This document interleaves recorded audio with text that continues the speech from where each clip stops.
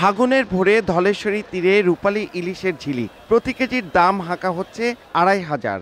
অথচ জিআই পণ্যটি সংরক্ষণে ১ মার্চ থেকে ৩০ এপ্রিল পর্যন্ত ৬০ দিন দেশের ৬ জেলার ৫টি অভয়াশ্রমে নিষিদ্ধ সব ধরনের মাছ শিকার।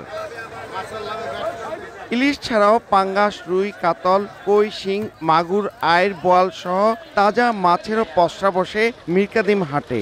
তবে সব মাছেরই চড়া দর।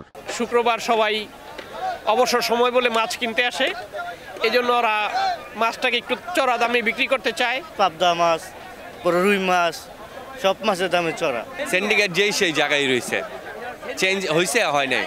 আড়তদাররা সিন্ডিকেটের অভিযোগ অস্বীকার করে দাম বাড়ার কারণ হিসেবে দুষছেন মাছের কম সরবরাহকে। পাশাপাশি হাটের লিং রোডগুলো সরু আর নদীর নাব্য সংকট থাকায় পরিবহন খরচ বাড়ছে বলে জানান তারা। অভিযান করতে গিয়ে মাছ আমদানি না, একটু আমদানি নাই বলতে বাজার একটু চড়া। নদী ভালো থাকতো, ঘাটে মাছ নামতো, এখানে মাছ চলে আসতো।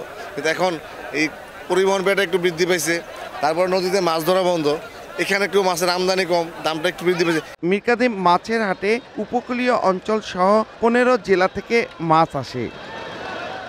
শতাব্দী প্রাচীন এই হাটের ৪৫ আড়ত ঘিরে ২ থেকে ৩ ঘন্টায় বিক্রি হয় প্রায় কোটি টাকার মাছ। মুন্সিগঞ্জের মীরকাদিম থেকে নাসির উদ্দিন উজ্জ্বল, সময় সংবাদ।